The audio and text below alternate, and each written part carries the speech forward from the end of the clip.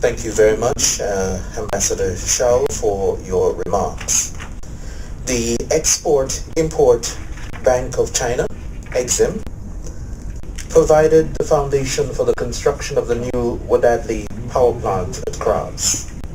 With us this morning is the manager of EXIM Bank International, Mr. Li Rensong. He will now give us his remarks. Thank you, Mr. Morris. And my name is Li Rensong. I'm the representative of the Export Bank of China. And I would like to say it's the pleasure for the bank to provide the funds to facilitate this power plant project. And also with this opportunity, we can witness the deepening relationship between the two countries. So that's our pleasure. And also, it's my pleasure to attend this press conference to make some clarification. And my point will focus on the disbursement procedure of the loan to make it more clear for the public and also for the relevant. Regarding the power plant project, from our grasp of the current situation,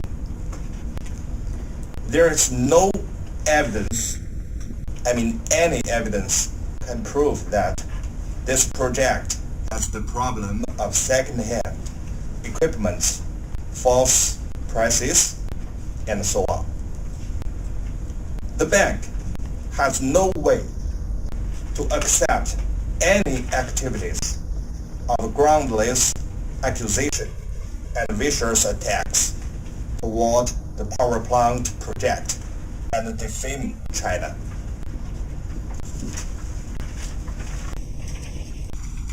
Following, I would like to introduce the procedure of the disbursement for the concessional loan from the angle of the bank. Generally speaking, according to the concessional loan agreement signed between the bank and the Ministry of Finance of Antigua and Barbuda, and our practical operation process.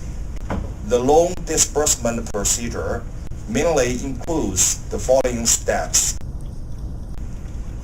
First, the Chinese contractor, the BCEG, submits an application of payment to the project owner. It will mean APOA. According to the actual progress of the project implementation, together with the related certificate documents required in the commercial contract. Secondly, the project owner, APOA, should verify and confirm the related documents provided by the Chinese contractor. And then will request the borrower, the Ministry of Finance of Antigua and Barbuda, to pay the amount to the Chinese contractor after approved by the authorized department. Third, the borrower, the Ministry of Finance of Antigua and Barbuda, will send the irrevocable notice of drawdown to China Exim Bank.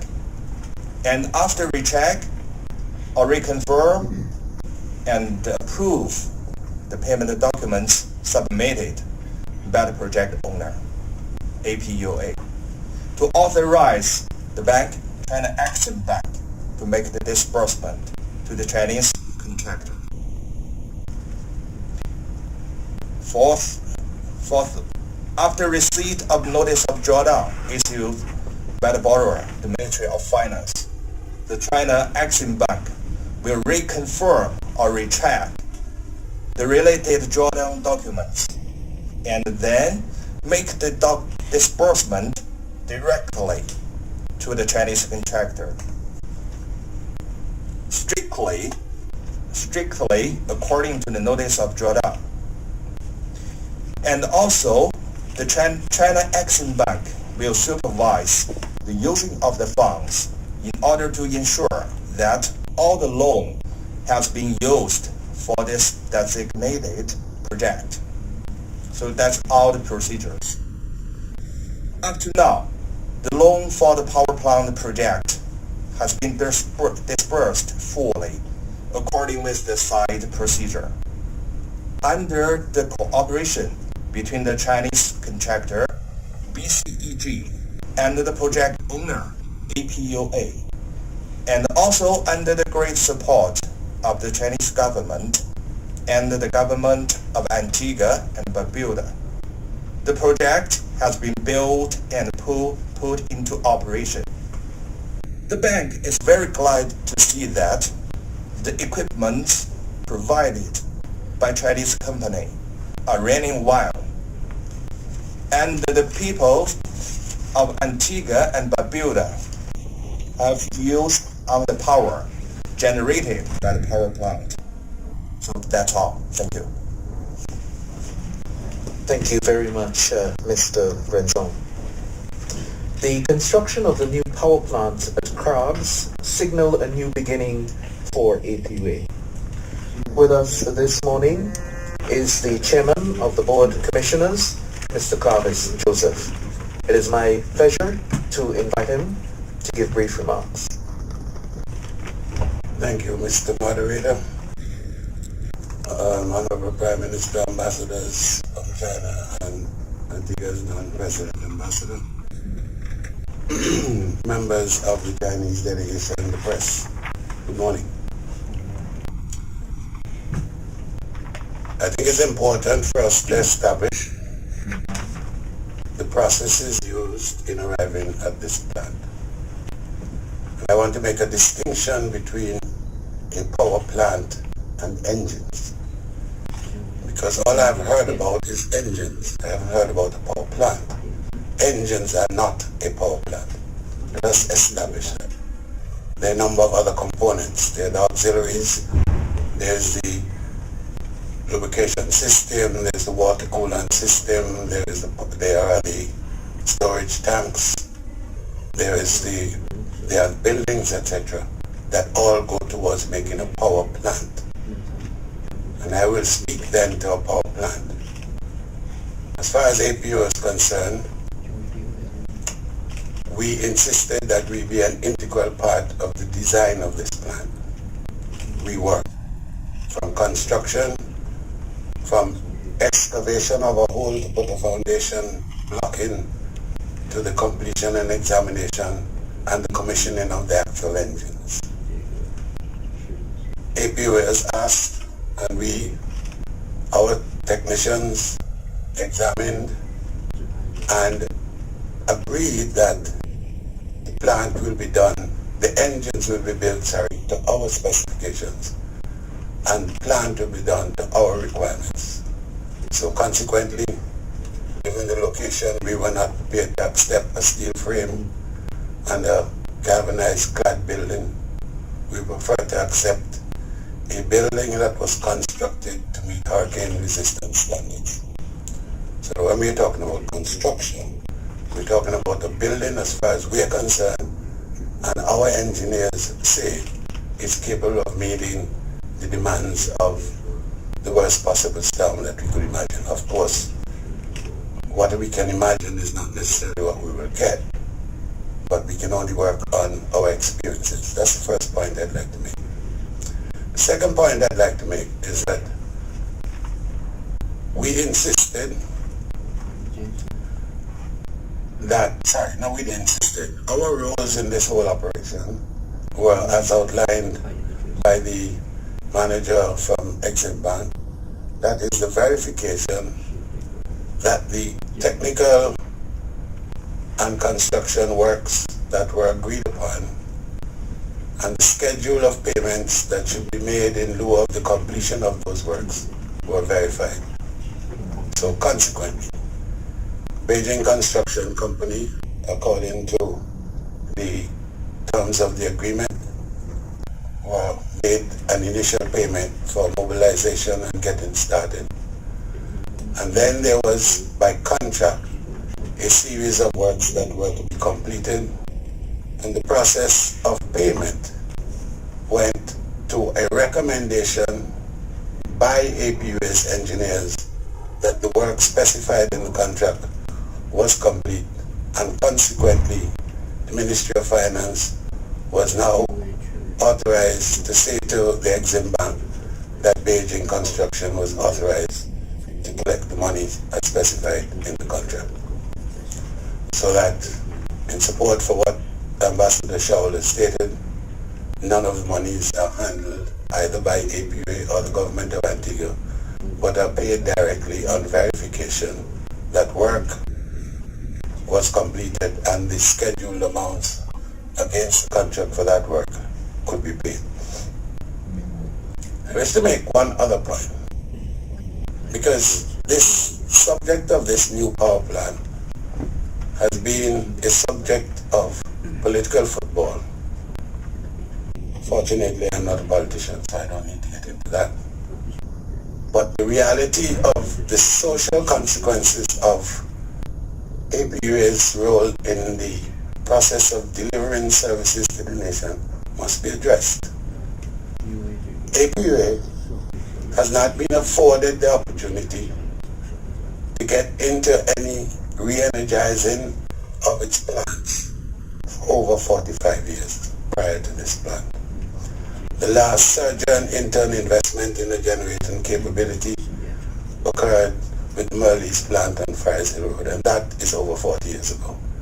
And if my technicians are correct, that was a reconditioned plant, not a brand new plant. So maybe people who speak to the question of whether a plant is new or old do so from the perspective that they are accustomed to buy old plants. Let me assure you that this one is new. Let me assure you that APUA ensured that it would do the due diligence necessary to get effective and proper plans. When we applied, when we recommended to the government, when I say we, I mean the Board of Commissioners and the management, recommended to the government that we acquired plants, the question was, what kind of plant are we going to get? What kind of engines are we going to get in a plant? Our conclusion was, having looked at the choices available to us and listening to industry information, the two principal producers of engines are Wärtsilä and MAN. APUA has had experience with MAN because the current Merle's engines that we had at Friars Hill are MAN engines, and we were convinced that our people could adjust to MAN improved technology better than we would adjust to a completely new system. So we chose to go with MAN engines.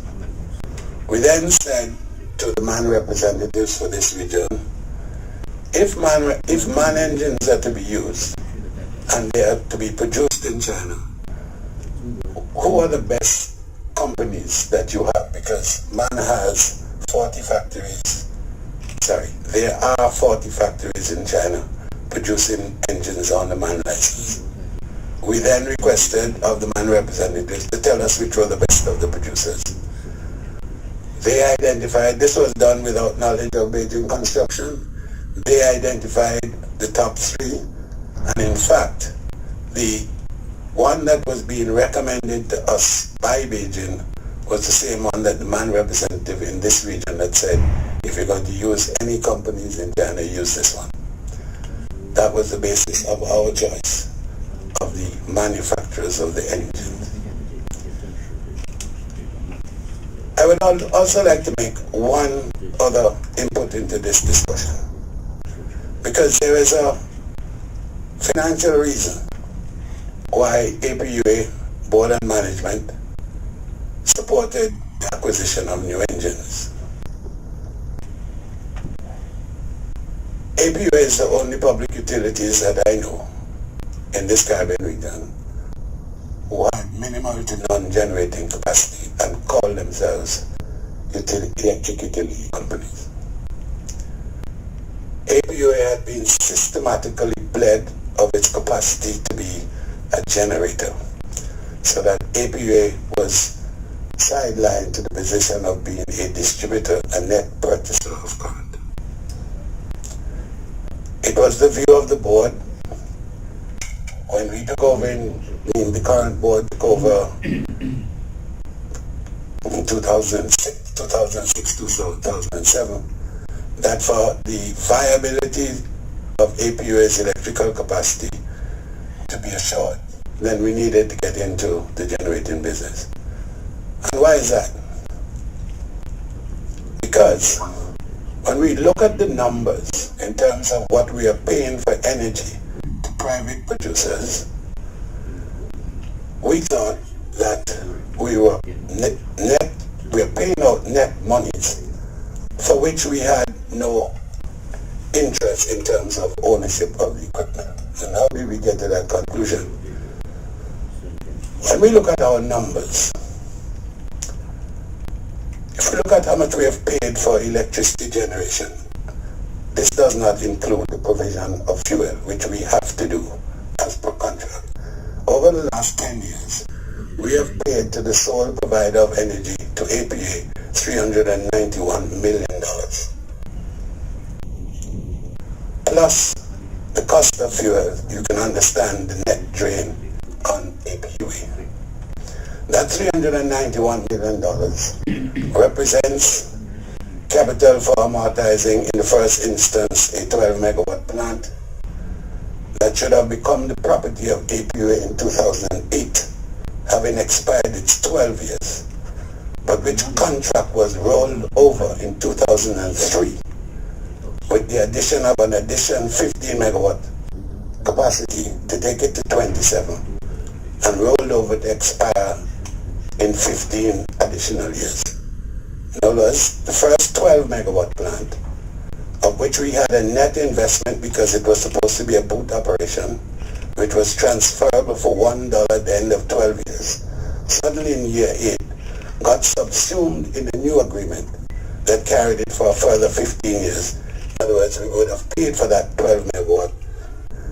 We should have finished paying for it in 2008. It would have become the property of APU in 2008. The acquisition for $1 was deferred till 2018, so that an additional 10 years. We decided that that was not a feasible or a considerate position for a company that calls itself a utility provider, an electrical utility provider, to sustain. So the board and management of APUA recommended to the government that it sought new funding for a new plant and that it should assiduously pursue the offer or the intention of the government of the People's Republic of China to facilitate a